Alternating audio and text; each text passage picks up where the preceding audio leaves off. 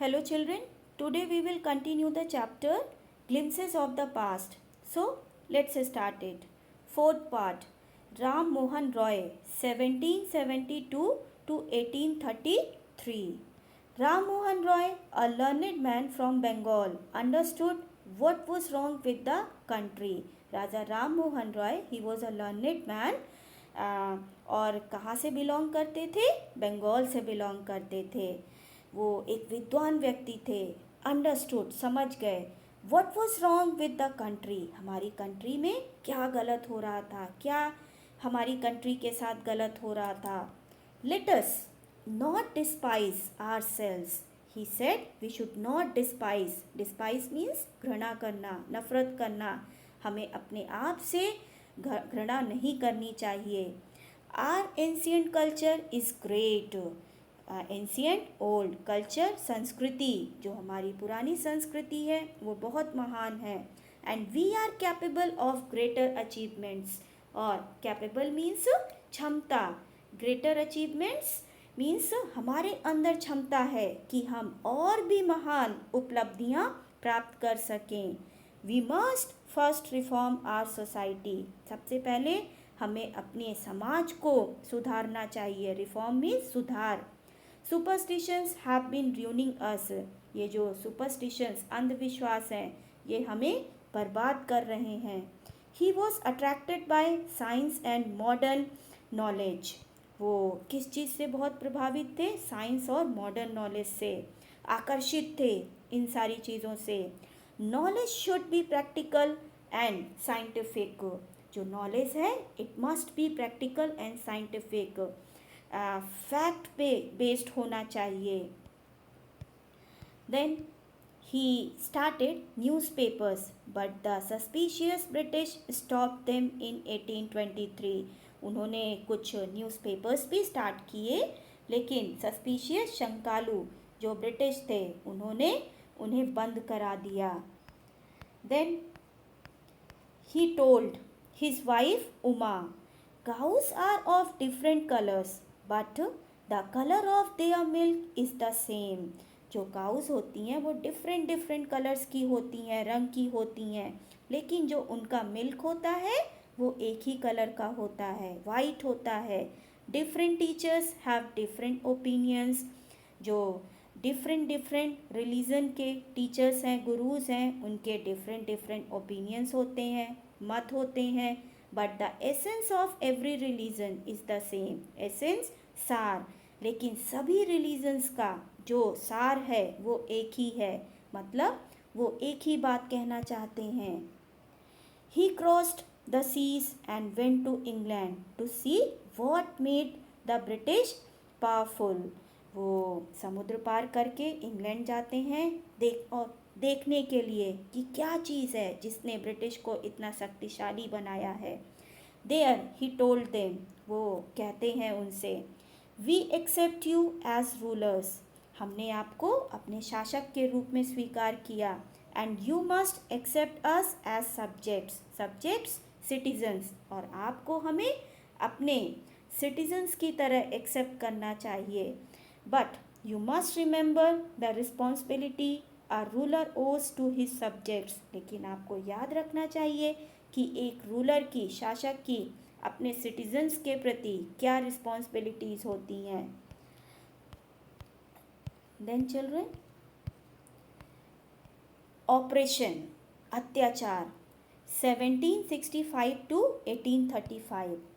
But the British continue to oppress Indians. लेकिन जो east India company थी वो लगातार इंडियंस को परेशान कर रही थी, उन पर अत्याचार कर रही थी. इन 1818 they had passed regulation act. एक एक्ट, रेगुलेशन थर्ड, एक एक्ट उन्होंने पास किया, regulation third. Under it an Indian could be gelled without trial in a court. और उसके तहत क्या था, किसी भी इंडियन को जेल भेजा जा सकता था बिना कोर्ट में केस फाइल किए, मुकदमा दर्ज किए. By 1829 Britain was exporting British goods worth 7 crore rupees to India. 7 crore रुपए के ब्रिटिश गुड्स सामान ब्रिटेन से इंडिया एक्सपोर्ट किए जा रहे थे। And all the time British officers in India drew big salaries. जो ब्रिटिश ऑफिसर्स थे उन्हें इंडिया में अच्छी सैलरी मिल रही थी। And also made fortunes in private business. इसके साथ ही साथ उन्होंने अपना प्राइवेट बिजनेस भी स्टार्ट किया था और उससे भी उन्हें अच्छा प्रॉफिट हो रहा था। The British prospered on the companies लूट। जो ब्रिटिश थे वो प्रॉस्पर्ड मीन्स फल फूल रहे थे ईस्ट इंडिया कंपनी की लूट के कारण। जो ईस्ट इंडिया कंपनी इंडियंस को एक्सप्लॉइट कर रही थी, इस वजह से वो प्रॉस्पर्ड हो रहे थे। While Indian industries began to die. बल्कि जो इंडियन इंडस्ट्रीज थी वो बंद होने के कगार पे आ गई थी। Governor general Bentinck reported back home. He wrote a letter to Britain. उन्होंने एक लेटर लिखा। The bones of cotton weavers are bleaching the plains of India. Weavers बुनकर, Indian cotton weavers are bleaching. Bleach का colour क्या होता है? White.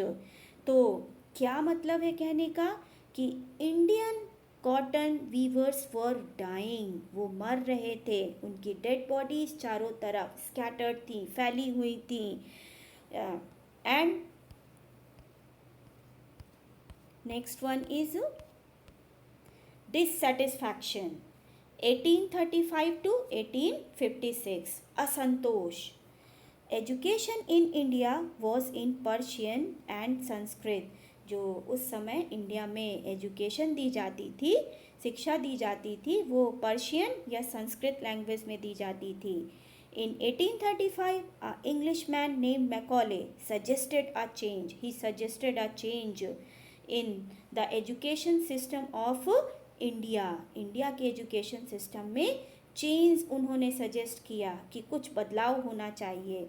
We should teach the natives through the English language. Natives means citizens. हमें यहाँ के जो citizens हैं उन्हें इंग्लिश लैंग्वेज में पढ़ाना चाहिए। I agree. Other official said yes I agree. मैं आपकी बात से सहमत हूँ। English education produced clerks to whom the British gave petty jobs under them. अब जब इंग्लिश में एजुकेशन स्टार्ट हुई इंडिया में तो उससे क्या हुआ, बहुत सारे क्लर्क्स निकल के आए और उनको ब्रिटिश ने क्या किया, पेटी मीन्स स्मॉल जॉब्स उन्हें ऑफर की। Incidentally it also produced a new generation of intellectuals. लेकिन इसी के साथ ही एक नई जनरेशन इंटेलेक्चुअल्स मीन्स विद्वानों की वो भी निकल के सामने आई। We must educate our brothers. और उनका क्या ओपिनियन था कि हमें अपने भाइयों को मीन्स इंडियंस को एजुकेट करना चाहिए and try to improve their material conditions. Material conditions economical conditions, आर्थिक स्थिति सुधारने की कोशिश करनी चाहिए। For that we must convey our grievances to the British parliament. इसके लिए हमें क्या करना चाहिए, हमें ग्रीवेंसेस मीन्स कंप्लेन, हमें अपनी कंप्लेन कहाँ करनी चाहिए, ब्रिटिश पार्लियामेंट में करनी चाहिए, वहाँ अपनी बात रखनी चाहिए।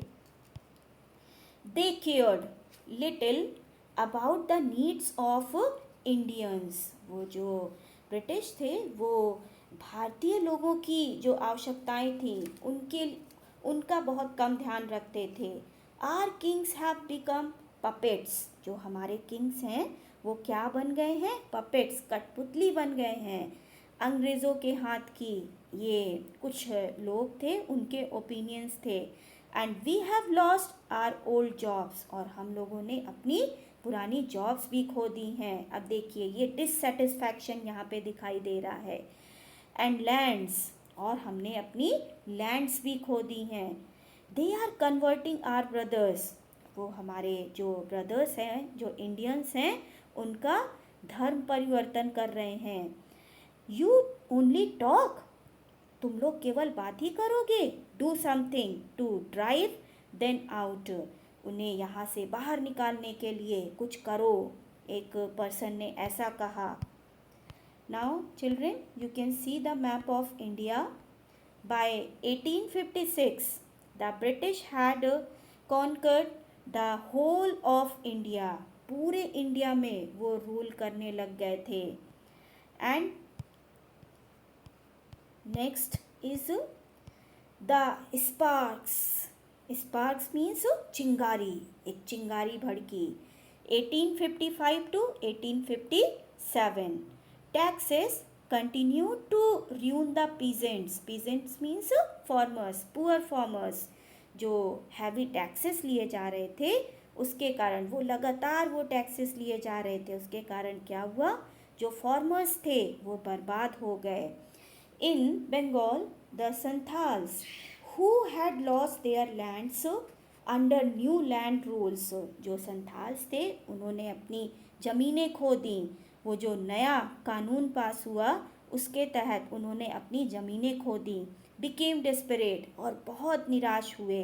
इन 1855 दे रोज इन रेबेलियन, उन्होंने विद्रोह कर दिया. And massacred means killed Europeans and their supporters alike. उन्होंने यूरोपियंस और उनके सपोर्टर्स को मार दिया. Discontent was brewing in the East India company's army too. जो डिस्कंटेंट था, असंतोष था, वो ईस्ट इंडिया कंपनी की आर्मी में भी बढ़ रहा था. मीन्स जो इंडियन सोल्जर्स थे वो नाखुश थे. The white soldier gets huge pay, mansions to live in servants. Indian soldiers, उनका क्या कहना था कि जो वाइट सोल्जर्स हैं उन्हें क्या दिया जाता है, अच्छी सैलरी दी जाती है. मेंशंस मीन्स बंगलो रहने के लिए दिए जाते हैं. सर्वेंट्स उनके पास हैं. While we get a pittance and slow promotions. Pittance means nothing और वेरी लिटिल. हमको बहुत कम सैलरी दी जाती है और हमारा प्रमोशन भी बहुत धीरे धीरे होता है. द अंग्रेज asked us to cross the sea which is against our religion. जो अंग्रेज़ हैं वो हमें समुद्र पार करने के लिए कहते हैं जो हमारे धर्म के खिलाफ है. Who is the टोपी वाला to abolish our age old customs. टोपी वाला अंग्रेज़, ये कौन होते हैं, जो हमारी इतनी पुरानी परंपराएं हैं उन्हें ख़त्म करने वाले, ये कौन होते हैं. एबॉलिश मीन्स रिमूव, ख़त्म करना. We must drive out the अंग्रेज. हमें इन्हें यहाँ से बाहर निकालना चाहिए, अपने कंट्री से बाहर निकालना चाहिए. सेपोय मंगल पांडे. सेपोय सोल्जर, सिपाही. Mangal Pandey attack the adjutant of his regiment and was executed. उन्होंने अपनी आर्मी के, अपनी रेजिमेंट के जो असिस्टेंट ऑफिसर थे उनको, उनके ऊपर अटैक कर दिया, आक्रमण कर दिया. And he was executed. इस वजह से उनको फांसी की सज़ा दी गई. Few Englishman had care to understand Indian customs और द माइंड और द पीपल्स माइंड. कुछ ब्रिटिश थे जो हमारे कल्चर को, हमारी परंपराओं को समझते थे, उनकी केयर करते थे और लोगों के दिमाग को समझते थे. इंडियंस के जो दिमाग थे उनको समझते थे. Oh proud Brahmin soldiers, do you know that the grease on the bullet you have to bite is made from the fat of cows and pigs. Proud Brahmins मतलब कि आपको अपने ऊपर बहुत गर्व होता है. सोल्जर्स, डू यू नो, क्या आपको पता है ये जो बुलेट है जिसको आप बाइट करते हो वो किसकी बनी होती है. काउस और pigs, fat of cows and pigs, उसकी चमड़ी की बनी होती है. What the white man has deceived us to. Deceived means धोखा देना, उन्होंने हमें धोखा दिया है. And thousands of other sepoys revolted. जो बहुत सारे सोल्जर्स थे उन्होंने विद्रोह कर दिया. They were stripped of their uniforms. उनसे उनकी यूनिफॉर्म उतरवा ली गई. एंड ह्यूमिलेटेड, उनकी इंसल्ट की गई. एंड पुट इन आयरन्स, उनको बेड़ियों में जकड़ दिया गया. And then soon chapatis were sent from village to village to tell the people that their emperor would want their services. जल्द ही चपातीस मतलब रोटियां एक विलेज से दूसरी विलेज भेजी जाने लगी, ये बताने के लिए लोगों को कि जो आपके एम्परर हैं, आपके जो राजा हैं, शासक हैं, उन्हें आपकी हेल्प चाहिए, आपकी सर्विस चाहिए, सेवा चाहिए. Yes, all my village man will be ready. जो तो विलेज का जो मेन पर्सन था, मुखिया था, उसने क्या बोला कि हाँ, all villagers are ready to help. सारे विलेजर्स रेडी हैं हेल्प करने के लिए. Similarly lotus flowers circulated among Indian soldiers. जो लोटस फ्लावर था उसे सर्कुलेट किया गया इंडियन सोल्जर्स के, सिपाहियों के बीच में. Death to the foreigner. और जो इंडियन सोल्जर्स थे वो, उनका स्लोगन क्या था, वो क्या नारे लगा रहे थे कि फॉरनर्स, अंग्रेज़ों की डेथ हो, उनको मारा जाए.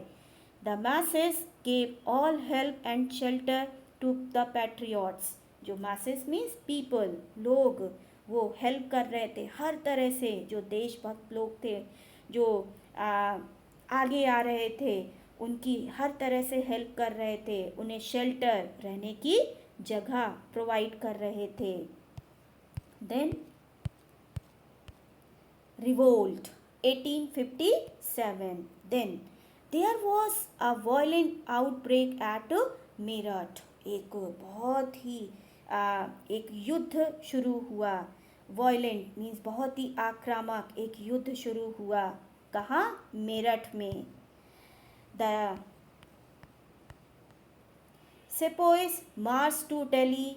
Long live our emperor Bahadur Shah. जो सोल्जर्स थे वो किस साइड, कहाँ उन्होंने मूव करना स्टार्ट किया? दिल्ली मूव करना स्टार्ट किया. और वो क्या स्लोगन्स बोल रहे थे, क्या नारे लगा रहे थे? Long live our emperor Bahadur Shah. जो हमारे एम्परर बहादुर शाह हैं वो बहुत सालों तक जिए, उनकी लाइफ, उनकी जो आयु है वो बहुत लंबी हो. The rebellion spread wider. Rebellion, विद्रोह जो था वो चारों तरफ फैल रहा था. Many landlords had lost their lands because of the British policies. जो जमींदार, लैंडलॉर्ड्स मीन्स जमींदार, उन्होंने अपनी ज़मीनें खो दी थी. क्यों? जो ब्रिटिश पॉलिसीज़ थी उनके कारण. एंड दे वर सोर. सोर मीन्स एंग्री, वो बहुत नाराज़ थे. The white man's rule must end. उनका जो शासन है वो ख़त्म होना चाहिए. Yes, we will help you. हाँ, हम आपकी हेल्प करेंगे, ऐसा लोगों ने कहा. Then children, the fight for freedom 1857. Many former rulers like Begum Hazrat Mahal of Lucknow was bitter. Bitter means here angry. जो बहुत सारे जो फॉर्मर रूलर्स थे, शासक थे, just like Begum Hazrat Mahal of Lucknow, वो सब बहुत नाराज़ थे. The white man has taken away my kingdom. जो ब्रिटिश हैं उन्होंने मेरा राज्य मुझसे छीन लिया. And they join the upsurge against the foreigner. और उन्होंने अपसर्ज मीन्स विद्रोह, ये जो विद्रोह हो रहा था उसको ज्वाइन कर लिया. जो अंग्रेज़ों के खिलाफ विद्रोह हो रहा था उसे ज्वाइन कर लिया, मीन्स वो भी अब साथ में थे. पॉपुलर लीडर्स लाइक मौलवी Ahmadullah of Faizabad told the people. उन्होंने लोगों से कहा, राइज ब्रदर्स राइज, द अंग्रेज इज रूइनिंग आवर लैंड. हमारी धरती को, हमारे देश को बर्बाद कर रहे हैं, तो आप सब अवेयर हो जाओ, आप सब लड़ने को तैयार हो जाओ. The people rose everywhere. लोग जो थे वो बिल्कुल तैयार हो गए लड़ने के लिए अंग्रेज़ों से. इन बरेली, कानपुर एंड इलाहाबाद, सभी जगह. Azimullah Khan told Tatya Tope, we should have Peshwa Nana Sahib as our leader in this war of independence. ये जो हमारा स्वतंत्रता के लिए जो ये वॉर है, युद्ध है, इसमें हमारे लीडर कौन होने चाहिए? पेशवा नाना साहेब होना चाहिए। The patriots pounced upon the British and fought pissed battles all over North India। जो देशभक्त थे, pounced upon means उन्होंने अटैक कर दिया, आक्रमण कर दिया अंग्रेज़ों पर, एंड उन्होंने बहुत सारे बैटल्स लड़े, युद्ध लड़े। कहाँ? ऑल ओवर नॉर्थ इंडिया, पूरे उत्तर भारत में। And 80-year-old Kunwar Singh of Bihar received a bullet in his wrist। जो 80 साल के कुंवर सिंह थे बिहार के, उनको उनकी कलाई पे बुलेट लगी, गोली लगी। Mother Ganga, this is my last offering to you. और उन्होंने क्या कहा कि माँ गंगा, ऑफरिंग मीन्स अर्पण, this is my last offering to you means मैं अपना जीवन आपको अर्पण कर रहा हूँ, और ये मेरी तरफ से मेरी आखिरी अर्पण है, मेरा आखिरी अर्पण है आपको। Okay children, thank you.